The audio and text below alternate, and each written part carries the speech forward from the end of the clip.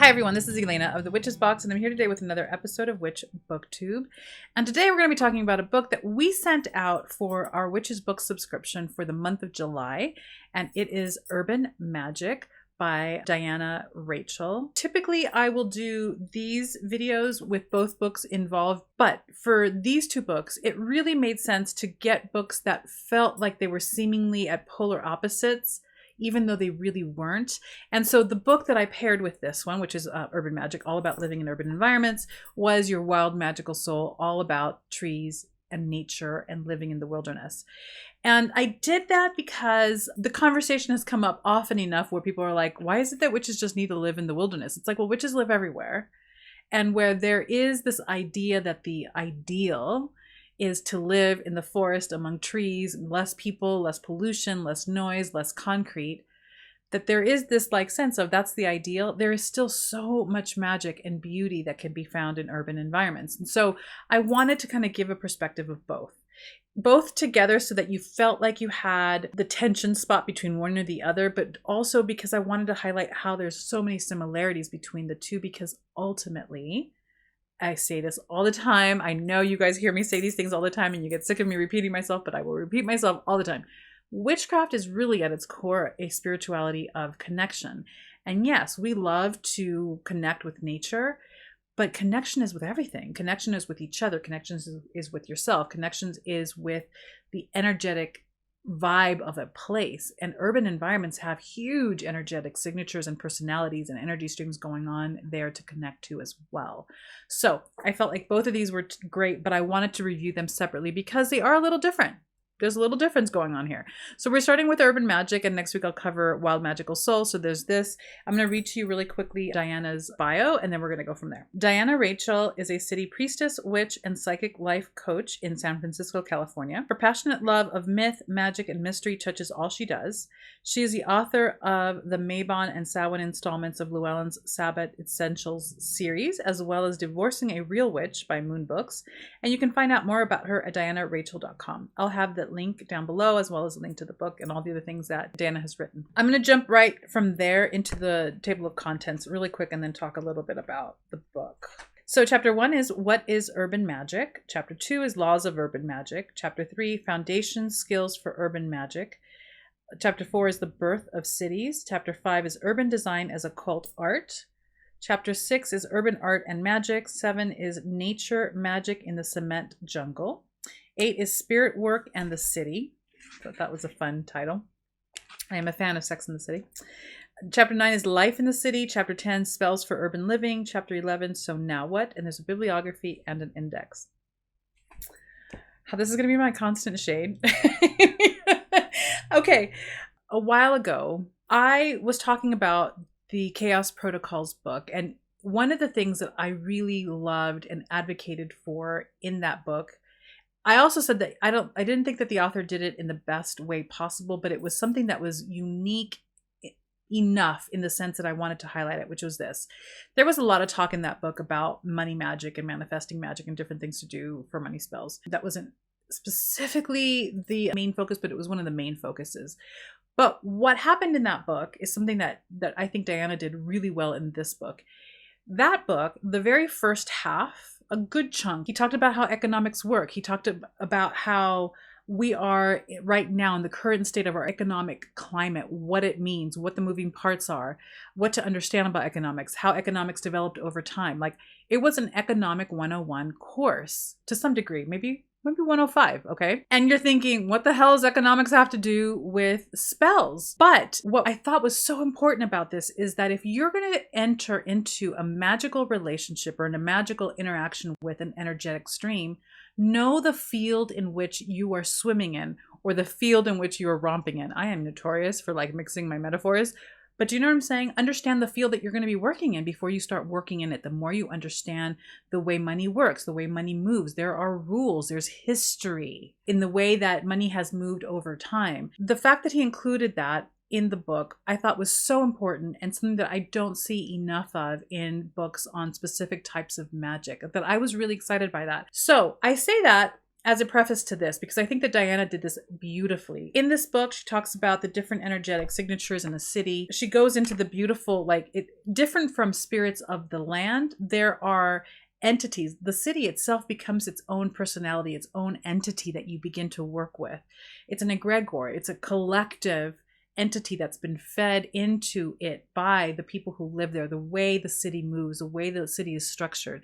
She speaks to this, and she speaks to it beautifully. But she also included things like the urban planning, the history of urban planning, and how cities are created and laid out, and why. Different examples of different cities and how the way they were laid out, and what that contributed to the energy of that urban environment. For me, incredibly interesting inclusion, but also super interesting and helpful, because if you're going to be living in the environment, understand the environment, understand the history that created the planning and the layout of that space. I also think that the way streets are lined up, there are energy streams that run through cities. And so to better facilitate your connection with the space that you're living in, not just your home or your apartment, but the city that you live in, this book really shined a light on all the different ways and lenses through which to look at it, to connect with it, to engage it, and to really understand it. I love that she did this because, again, more and more, the way that we understand the historical context that led up to the way things are today will absolutely inform your capacity to engage it, to connect with it, and to do magic within it, right? That's why I gave the preface with the other book. I love that. This is the second book where I've read this type of information that seemingly on the surface doesn't feel or seem like it's magical or witchy, but it is. And this is not necessarily discussed in these words in the book, but I say this over and over again. If witchcraft is truly about a practice of connection, all the different ways that we can connect, the more you intimately understand the way things are made, things are created, the purpose of something like a city or an urban environment, the better you're going to be at engaging it and connecting with it, and then doing magic within that energetic field that you're living in. It's very cool. There is a section on urban planning. She talks about it throughout history. I think that learning this type of information also speaks to my own value system as a witch, where I really believe that we are always going to be students. That is just part of the spiritual practice, to be in a constant state of learning. And the learning doesn't just have to be limited to what we feel is very classically, oh, I'm learning a spell. Oh, I'm learning how to tap into this energy. It's learning about your environment, and the history is so much a part of that. The chapter where it's chapter 5 on urban design and occult art, she walks you through the different phases, right? And different ways that we were approaching urban planning over the decades and over the years. You're learning about something that you probably would have not ever learned of. There's probably a very small handful of you out there who are related to engineering and civil engineering or urban planning. So this information might be old to you, but the majority of the rest of you out there watching this video, you probably have no idea that there was what urban planning is, but also the way it's evolved over time and how history has influenced the way we urban plan. So that you're learning this, to me, is amazing. That it comes in a magical witch book is also amazing, but also that it's included as a function of deeper spiritual connection, to me, is magic and beauty at its finest, because the more educated we are, the more empowered we are, right? I mean, I go on and on about this all the time. It is a true story. Yeah, there are some spells and different exercises here that might feel 101, but there's also a lot of ideas here in terms of egregores and priestess of the city. So there's a lot of information here that gives you a much deeper understanding and takes you a little further than most books, which I really appreciated. So I would say that if you live in an urban environment, I would get this book. I would absolutely get this book, because it would facilitate for you a deeper sense of connection in your environment as you are, in a way that I think would probably help combat a little bit that sense of FOMO of, I don't live in the forest. I don't live in this beautiful, bucolic, fairyland space. You can find incredible magic exactly where you are.